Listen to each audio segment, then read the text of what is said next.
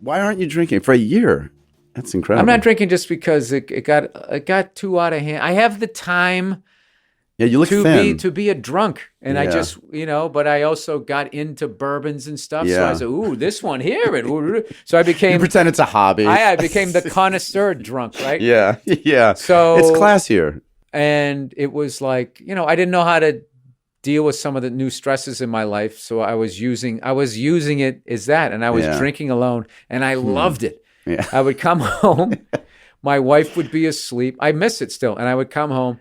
And I would get a nice big ice cube. I'm literally mouth-watering now. And I would take bourbon. You're flushed. And my rule was, the first thing, I would, I was really into reading the whole thing. Like, well, you don't want the ice cube to drip into the bourbon too much because you're changing the flavor. It's like those people who like light a Cuban cigar with a little cedar fucking thing. You know what I mean? Because you don't want the chemicals from the lighter. And I was really getting into all of these. The more knowledge you have, the more you can disguise that your shit's a little out of control. Yeah, and that basically you're just drinking. I took a tour of the Oreo cookie factory, and that they have, this is how they put the sugar in. It's just like, buddy, as you're just consuming a whole sleeve of them. Yeah, and your fucking sugar's off the rails. It's just like, dude, you're becoming a fat fuck.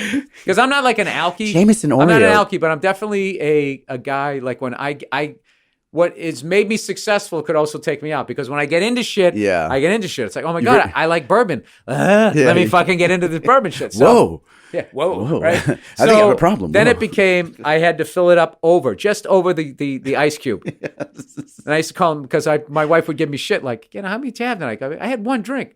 She goes, it was like this fucking big. And I'd be, it's a home pour. But she's cool, so she was all right. A goblet. Then one became two, and then two became three. And I was like, and then I became a dad, and then I was like legally shit-faced. Yeah, it must be. Dude, this was my thing. I would come home after doing stand-up. I had a great fucking time. And I actually bought these glasses that this guy makes down in El Segundo. I don't know if he still makes them. And they were all, this is when I really got into it. They were all made out of glass. Okay, the whole glass, including the ice cube. It looked like an ice cube, but that was also glass. And then you took the glass and you put it in the freezer. So then when you took it out, you poured your booze in there and it got chilled. And you had this thing that was essentially working like an ice cube. But there was no water. Oh, that's so you cool. were getting this straight. It wasn't diluting any of it. The straight booze, and it was chilled. Yeah. And my thing was, I would pour it up and over that glass thing that looked like an ice cube. And I would drink 3 of them, and I would watch like 3 episodes of Peter Gunn, or maybe like 77 Sunset Strip. And it was like all old school TV, so I didn't have to deal with global warming or any of this people screaming about Trump or fucking Hillary. Yeah. And I would just sit there and I would watch this shit, and everybody in the shows I was watching was drinking and smoking. They wanted to kiss a woman. Hey, get over here, toots, these big fucking gas guzzling cars. There was no ramifications to any of the behavior. The golden era. And it made me feel like, I was born in the wrong era, man. Fucking. And that's always great, too, to analyze yourself with nobody else. Yeah. And you just, wow, I'm liking all these answers. Yeah, and you're comparing yourself to like movie stars. Yeah. Like, and it also must be weird to be at all.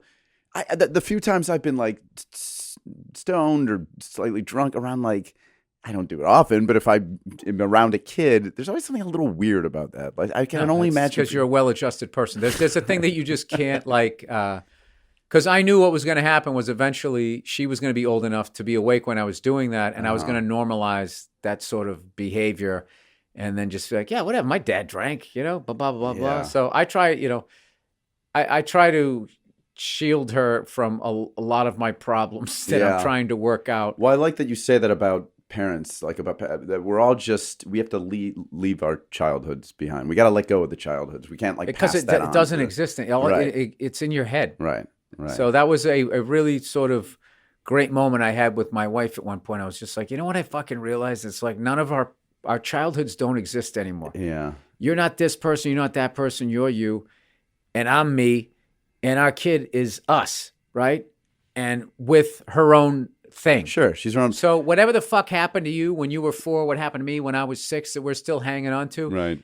It's not in any way going to affect her unless we're still hanging on to this shit. Right. But you see it all the time with parents. It's hard. It's hard because you love them so much and then you don't want to pass it on to them.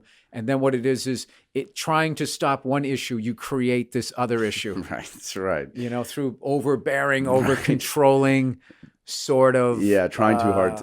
Leaning the other way. What's the thing Yeah. that you do want to really pass on to her that you're like, I'd be disappointed if she didn't get this from me or get this from Nia? That you're gonna be all right.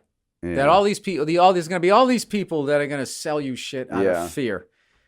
Everything from a car to you need 2 years of a language and all of this type of stuff. Like I wish I could go back. And it's just literally listen to your gut, do what you want to do, and just know that so much shit that people are going to say to you in life, it's their reaction to this thing that they're afraid you're going to do. Right.